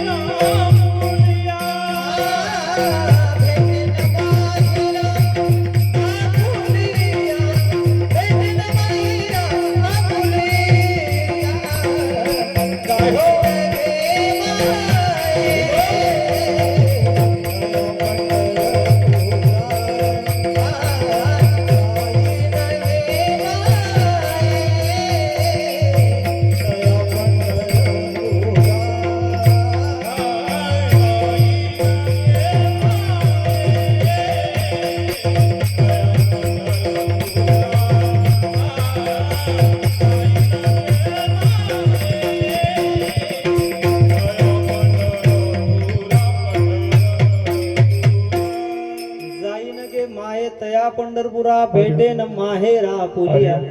माऊली ज्ञानोबा सुद्धा तेच सांगतात, कुठं जाणार सुखाच्या शोधामध्ये? सुख कुठं नेमकं काय आहे? कोणाच्या बळावर प्रतिज्ञा केली, अवघाची संसार सुखाचा करेल, आनंद भरीन तिन्ही लोक. एकट्या दुष्ट लोक सुखी होत नाही, सगळ्यांच्या वर सुखाची मागणी तुम्ही केली, सगळ्या सुखांची प्रतिज्ञा तुम्ही केली, कोणाच्या बळावरती केली? कुठं जाणार? माऊली ज्ञानोबा सांगतात, जाईन गे माय तया पंढरपुरा भेटे न माहेरा पुलिया. एखादी अडचण आले ना बाबा, घरामध्ये जर पैशाची अडचण आली ना, जिकडेकडे सगळीकडे पैसा मागून संपला. जर माणसाला पैसा भेटत नसताना सहज म्हणते, पेरणी राहिली, पेरणी तोंडावर आली, सगळ्याच्या सगळं मागच्या वेळी चांगलं पिकलं नाही, आता पेरणीला पीक घ्यायचंय, बियाणं विकत घ्यायचंय, खत विकत घ्यायचंय. सहज बायकोशी कधीच प्रेमानं बोलत नाही. बायकोने एखादा प्रश्न विचारला, भाऊ कसं करसाने, सगळं सहज हुडकून लावत असतो बायकोला. मात्र अडचण आली, सगळीकडे पैसे मागले, मागच्या वर्षी वावर पिकलं नाही, या वर्षी पैसा द्यायला कोणी तयार नसताना सहज बायकोजवळ माणूस जातो विचारतो, का घरून पैसे भेटू शकतात का सासरवाडीकडून? भावाकडे पैसे आहेत? ती म्हणते हो. सहज जाते, माहेराला जाते, सहज पैसे आणते, सहज पेरणी होत असते. माहेराची आपुलकी वेगळी आहे बाबा. माहेरच्या लोकांनी सुद्धा आपुलकी हे जपायला पाहिजे. बहिणीचं बहिणत्व आपल्याला जपता यायला पाहिजे. बहीण हे फार म्हणजे मनुष्यासाठी एक दुसरी आई कोणती असेल तर ती बहीण असते बाबा. प्रत्येक भावानं सुद्धा आपल्या बहिणीला जपलं पाहिजे, बहिण सुद्धा भावाला जपलं पाहिजे. कधी कधी काय होते, लहानपणी भांडतात, मोठेपणी चांगले होतात, पण मात्र जेव्हा जेव्हा पैसा येतो ना, बहिणीकडे पैसा आला तर बहीण गरीब भावाला विसरत नाही बाबा. बहीण जर श्रीमंताच्या घरी असेल ना, विसरत नाही.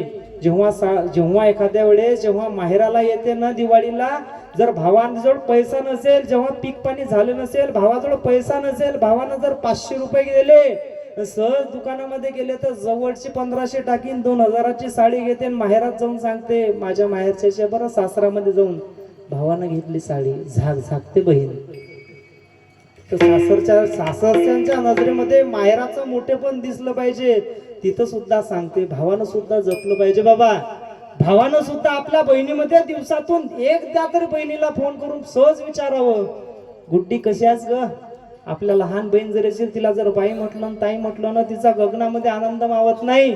सहज म्हटलं ताये लहानपणी खूप भांडायचो ग, पण तू एवढी समजदार होती ना का एखादा संत्र्याची गोडी असेल 25 पैशाची फ्रॉक मध्ये टाकायची 2 तुकडे करायची म्हणायची दादा मोठा तुकडा तू गेलाय ना तुकडा मला दे. बहिणीचं प्रेम वेगळं असते बाबा, ते प्रेम जपता यायला पाहिजे. आपल्याला सुद्धा आपल्याजवळ पैसा किती बी येऊ द्या, खूप पैसा येऊ द्या, पण आपल्या बहिणीला सहज विचारावं, सहज एखादा प्रश्न करावा. पार्वती मातेला सुद्धा माहेर तुटलं होतं, पार्वती मातेचं माहेर तुटलं होतं. माहेर तुटण्याचं जे दुःख आहे पार्वती मातेला सुद्धा असेल झालं होतं. दक्ष राजानं माहेर तोडलं होतं पार्वतीचं. जोपर्यंत बाप असते तोपर्यंत लेकीला 100% विचारलं जाते. बाप गेला ना गेला लेकीचं माहेर पण तुटत असते. भावानं बापाची जागा घेतली पाहिजे, सहज बहिणीजवळ घ्यायला पाहिजे. बायकोचं बहिणीला जर 1000ची साडी दिल्यानंतर बायको जर कटकट करत असेल तर 500च बहिणीला बायकोच्या देखत द्यावं. पण बस स्टँड वरती गेल्यानंतर सहज 1000 रुपये काढा 1500 रुपये सहज द्यावं. तिथं देऊ शकलो नाही आता इथं देतो बरं की जो चांगली मनासारखी साडी. बोलता यायला पाहिजे, सहज दिवसामधून बोलता यायला पाहिजे आपल्या बहिणीसोबत. सगळा जमाना बहिणीसाठी रुसला चालेल, नवरा बोलला नाही चालेल, सासरचे बोलले नाही चालतील, गाव बोललं चाललं नाही बाबा, पण भावानं बहिणी सोबत चांगलं राहिलं पाहिजे. विठाला विठाला काय होते जेव्हा बायकोच्या सांगण्यावरून संपत्तीचं जेव्हा संपत्ती वाढते, भाऊ स्वतःच्या भरोश्यावर इस्टेट घ्यायला लागते. आणि कधी कधी जेव्हा पैशाचं मस्ती आपल्या चेहऱ्यामध्ये येते, डोळ्यांमध्ये येते, बायको सांगते तुमची बहीण अशीच आहे, तुमची बहीण तशीच आहे. आपल्याला माहित असते आपली बहीण कशी आहे. माहेर पण बहिणीपासून कधीच तुटू नये. अवली ज्ञानोबाराय सुद्धा माहेराची आठवण करतात. जाईन माय तया पंढरपुरा भेटेन माहेरा आपुल्या, माझ्या माहेराला भेटीन. लोक विचारतात माऊली पंढरपूरला जाता तुम्ही माहेराला भेटता, माहेरामध्ये का सुखाचं गोडाऊन आहेत का? माऊली ज्ञानोबाराय म्हणतो हो तर माझ्या माहेरमध्ये फक्त सुख नाही, सुखाचं गोडाऊन आहे, आगर आहे, सर्व सुखाचे आगर बापरे.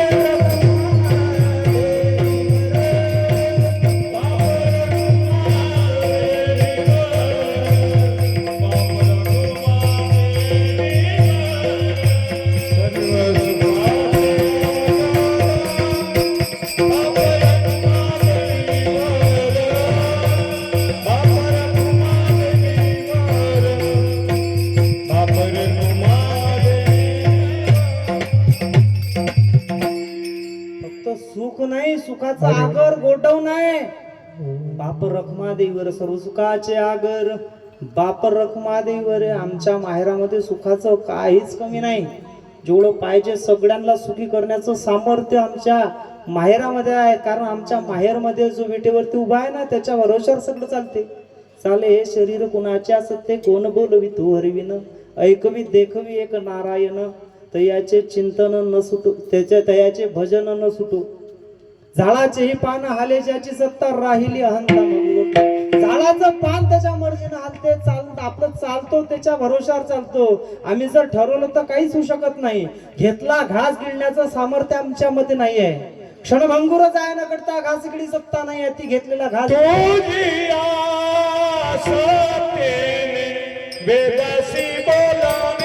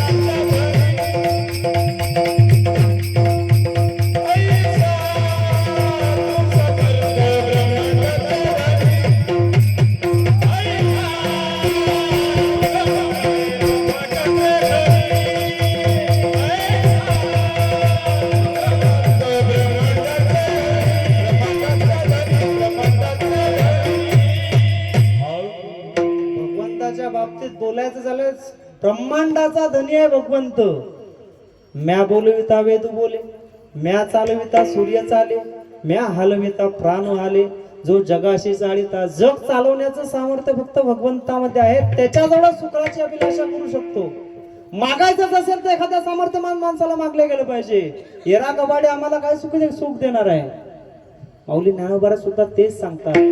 मग सुख सहज भेटू शकते काय? नाही, सुख भेटण्यासाठी सुद्धा पूर्वजन्माचं संचित असावं लागतं. तिसऱ्या चरणात महाराज सांगतात सर्व सुखसुखाचे सेवा मी देईना पांडुरंगा, सेवा मी देईना पांडुरंगा. पांडुरंगा क्षमा मे देना पांडुरंगा. सेवा मी देईना पांडुरंगा, सेवा मी देईना पांडुरंगा. सर्व सुखसुखाचे फळ मिळालेना, सर्व सुखसुखाचे फळ मिळालेना. क्षमा मे देना पांडुरंगा. पांडुरंगा क्षमा मे देना पांडुरंगा. सर्व सुकृताचे क्षमे मी देईल पांडुरंग. अवघाची संसार सुखाचा करील आनंदे भरीन. तिन्ही लोक जाईन गे माये तया पंढरपुरा भेटेन माहेर आपुलिया.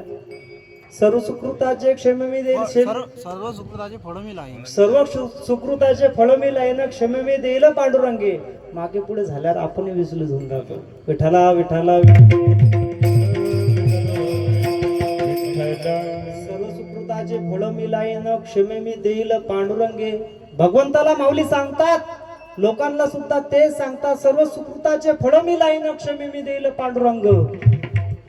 सर्व सुकृत माझ्या पदरामध्ये आहे. सगळं एखादं लोटांगण घेऊन टाकेल भगवंताच्या दरबारामध्ये आणि सगळ्यांच्या सुखाची अभिलाषा भगवंताच्या दरबारामध्ये करेल. मागच्या जन्माचं सुकृत असल्याशिवाय चांगल्याच या जन्मामध्ये आपल्याला भगवंत आवडत नाही बाबा. एकदा असेच माऊली ज्ञानोबा चारीच्या चारी भावंडांनीशी जातात पंढरपुरामध्ये. जातात न जातात सहज मजल धर्मजर करत जातात. आई रुक्मिणी, पिता विठ्ठलपंत कुलकर्णी देहांत प्रायचित्त करतात. आपल्या पोराला चांगलं सुखा समाधानानं वैभव संपन्न आणि समाजमान्य जीवन भेटावं याच्यासाठी देहांत प्रायचित्त घेतात. आणि त्याच्यानंतर हे चारीचे चारी भावंड जातात पंढरपुराच्या मालकाच्या भेटायला. दरबारामध्ये जातात, उंबरट्याला पाया लागतात, सहज जातात, गरुड खांबाला करकचून आलिंगन देतात. आलिंगन दिल्यानंतर उंबरठा ओलांडतात. उंबरठा ओलांडल्यानंतर सहज जातात, पांडुरंगाकडे पाहतात. प्रथमताच चारीच्या चारी भावंड जातात. निवृत्तीनाथराव महाराज जातात, त्याच्याबरोबर माऊली ज्ञानोबा असतात, सोपानदेव असतात, मुक्ता येतात. सहज जातात चारीचे चारी जण. आणि पांडुरंगाला भेटल्यानंतर सहज एक टक लावून भगवंताकडे पाहतात. समचरण सरोजम चांद्र नीला बुधा जगन विहित पाणी मंडलम मंडलानाम तरुण तुलसी माला कंदरम कंजनेत्रम सदय धवलहासम विठ्ठलम चिंतयामि. भगवंताकडे पाहतात, एक टक लावून पाहतात आणि सहज माऊली ज्ञानोबरायांच्या तोंडातून मुखातून सहज प्रश्न पडतात. सहज बोलायला लागतात. माऊली ज्ञानोबराय रूप पाहत आलोचनी सुख झाले ओ साजनी. तो हा विठ्ठल बरवा, तो हा माधव बरवा. माऊली ज्ञानोबरांच्या तोंडातून सहज शब्द बाहेर पडतात. आपल्या बहिणीला साजनी म्हणतात. हे साजनी हे मुक्ते पा रूप पाहता लोचनी सुख झाले ओ साजनी. तो हा विठ्ठल बरवा, तो हा माधवदी बरवा. हा विठ्ठल चांगला दिसतोय. याचं रूप पाहिल्यानंतर लोचन आमच्या डोळ्यांनी पाहिल्यानंतर डोळे भरून गेले. या भगवंताचं हे दर्शन पाहून आम्हाला हा विठ्ठल बरवा दिसतोय, माधवा दिसतोय. सहज मुक्ताई म्हणते, ज्ञानदा हे ज्ञानदा, सगळ्यांना हा जो तुला जर वाटत असेल आपल्याला जर हा माधवा दिसतोय, बरा दिसतोय, तो हा विठ्ठल बरवा, तो हा माधवा बरवा दिसतो, आपल्याला चांगला दिसतो, आवडतोय. सगळ्यांनाच हा भगवंत का आवडत नाही रे? ज्ञानदा सांग तरी एकदा, सगळ्यांना भगवंत का नाही आवडत? का आवडला नव्हता हिरण्यकश्यपूला? प्रल्हादाला, भक्त प्रल्हादाला भगवंत आवडला होता. हिरण्यकश्यपूला का आवडला नव्हता?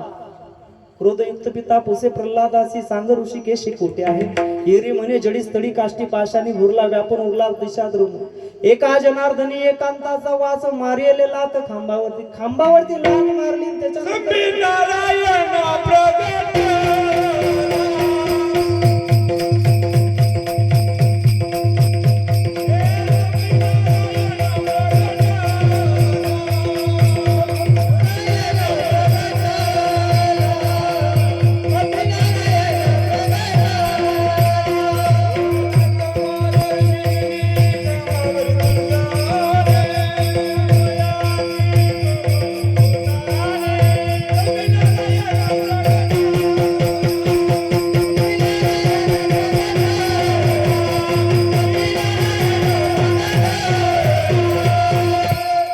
स्तंभी नारायण प्रगटला स्तंभामधून नारायण प्रगटल्याने सगळे त्याला मारून टाकल्या गेलं दिवसा मरणार नाही रात्री मरणार नाही संध्याकाळी मारलं नाही घरात मरणार नाही दारात मरणार नाही उंबरठ्यावर मारलं नाही वर मरणार आकाशात मरणार नाही जमिनीवरती मरणार नाही पायावरती घेऊन मांडीवरती मारलं शस्त्रानं मरणार नाही अस्त्रानं मरणार नाही नखानं मारलं माणूस मारू शकणार नाही जनावर मारू शकणार नाही नरसिंह नावाचा अवतार चेहरा तर पाहायला गेला तर सिंहाचा शरीर पाहायला गेलं तर मानवाचं अशा रीतीनं मारला गेला हा नर हिरण्यकश्यप मारला गेला का भक्त प्रल्हादाला भगवंत आवडायचे नारायण आवडायचे का नारायण नारायण नारायण म्हणायचे याच्यावर विचू झोमायचं याला आवडायचं नारायणाचं नाव का नसेल आवडत हिरण्यकश्यपला का नाही लोकांना सुद्धा आवडत तो हा विठ्ठल बरवा तो हा माधव बरवा सर्वांना हा विठ्ठल बरवा का दिसत नाही ज्ञानोबा सांगतात बहुता सुकृताची जोडी म्हणून विठ्ठल आवडी मागच्या जन्माचं सुकृत पदरा असल्यानंतरच भगवंत आवडतो नाही तर आवडत नाही पूर्व पुण्य ज्याचे असेल पदरी तोच वारकरी पंढरीचा कोणी वारकरी पंढरीचा असू शकत नाही मग हे असताना सुद्धा नेमकं तुम्ही हे प्रतिज्ञा पूर्णत्वास घेण्यासाठी तुमच्याला हे नेमकं बळ येते कुठून हे यायला तर पाहिजे ना आम्हाला सुद्धा ते बळ यायला पाहिजे बाबा ज्यांना हात आहेत त्यांनी हात वर करा बरं सगळ्यांना हात आहेत का पाहू द्या बरं कोपऱ्यातल्या मावशी दादा बाहेरचे गल्लीवरचे बी इथून दिसते बरं त्याच्या खालून दिसते एक हात वर करा एक टाळी विठोबा रखुमाई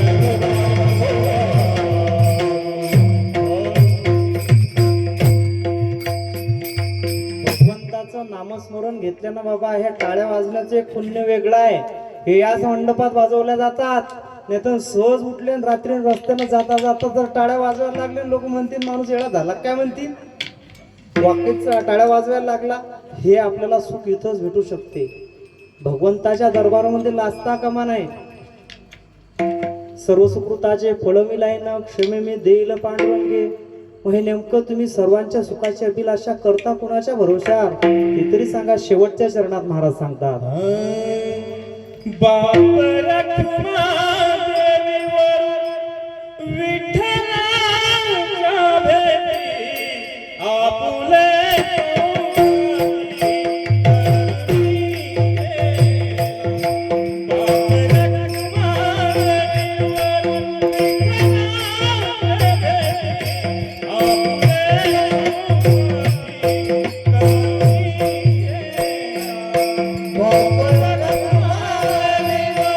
विठ्ठला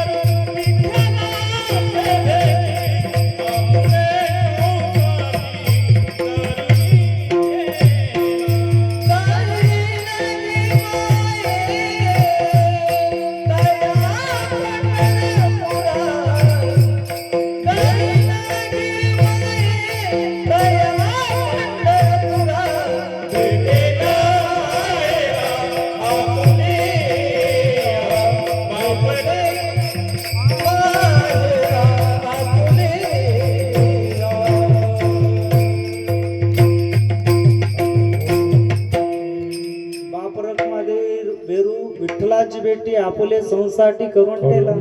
माऊली ज्ञानोबा सुद्धा ते सांगतात बाप रखमा देवीवरू विठ्ठलांची बेटी आपल्या संसाठी करून ठेला. सगळ्या सुखाची अपेक्षा करतोय ते फक्त न फक्त भगवंताच्या भरोश्यावरती करतो.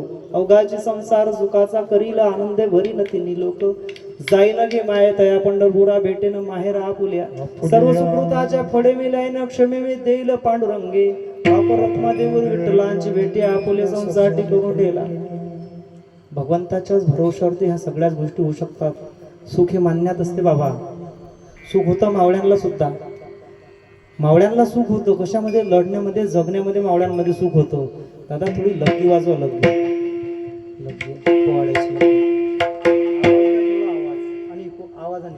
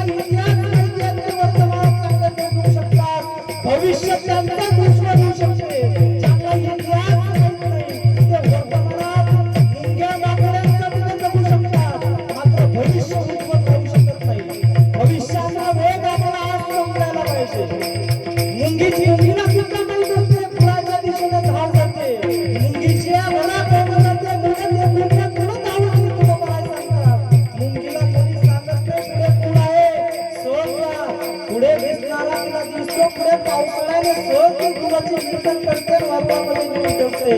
आम्हाला सुद्धा आमचा भविष्य समजायला पाहिजे आणि आम्हाला सुद्धा अध्यात्म छत्रपती शिवराय प्रत्येकाने आपल्या शास्त्रामध्ये जपून ठेवला पाहिजे.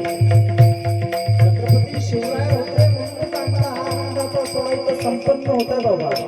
मावळे सुद्धा मेले, मरून गेले, मात्र स्वतः नावाच्या रूपानं कीर्तीच्या रूपानं आज सुद्धा प्रत्येकाच्या छाताळात आहेत, प्रत्येकाच्या हृदयामध्ये स्थानापन्न झालेले आहेत.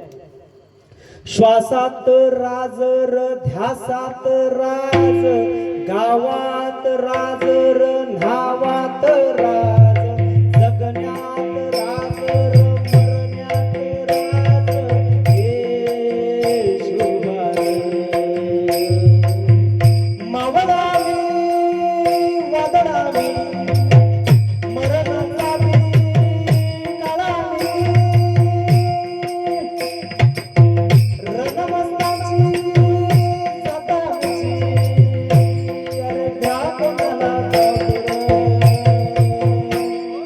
नाथ तलवारीशी प्रेमाची भाकर सरणावरची ओझर गायाची रयत तवानी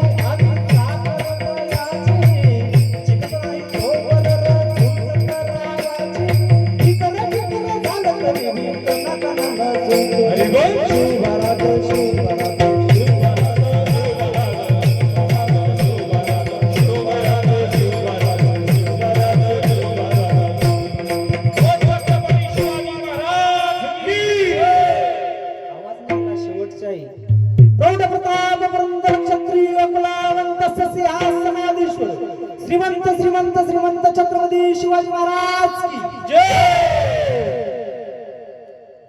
झालेली कीर्तनरूपी सेवा समर्पित करत असताना ज्यांच्या मार्फत तुमचा आमचा हा भेटण्याचा योग घडून आला, आदरणीय निमगर्डे बाबा असो, गावाच्या मार्फत सगळ्यांमार्फत ही सेवेचं त्यांनी आमंत्रण दिलं आणि हा सगळी सेवा तुम्ही गोड मानून घेतलं. सर्वच्या सर्व बालवृद्ध बाल सगळे बालगोपालांनी अत्यंत चांगल्या रीतीनं न थकता इथं उभं राहिले. 2 घंटे उभे राहणं सोपी गोष्ट नाही, अजिबात सोपी गोष्ट नाही. सर्वच्या सर्व टाळकरी वृंदांनी अत्यंत चांगल्या रीतीनं इथं साथ दिली, सांभाळून घेतलं. सांभाळिले सांभाळिले सांभाळिले अनाथा मुळोबराय सुद्धा तेच सांगतात. माऊलींनी सुद्धा अत्यंत चांगल्या रीतीनं गोड थाप होती आणि गोड थापीच्या भरोशावरती त्यांनी चांगली साथ दिली. आदरणीय संगीत सम्राट महाराजांनी सुद्धा चांगल्या रीतीने पेटीवरती साथ दिली. विनेकरी बाबा असो, सगळे मायबापांच्या हृदयस्थ पांडुरंगाला त्रिवार दंडवत करतो. साऊंड सिस्टीम मध्ये दादांनी सुद्धा जास्त काही सांगायचंच काम पडलं नाही, एकदम चांगल्या रीतीने सेवा दिली. सर्वांच्या हृदयस्थ पांडुरंगाला त्रिवार दंडवत करतो आणि कीर्तन रूपी सेवेला पूर्ण राम देतो. ज्ञानेश्वर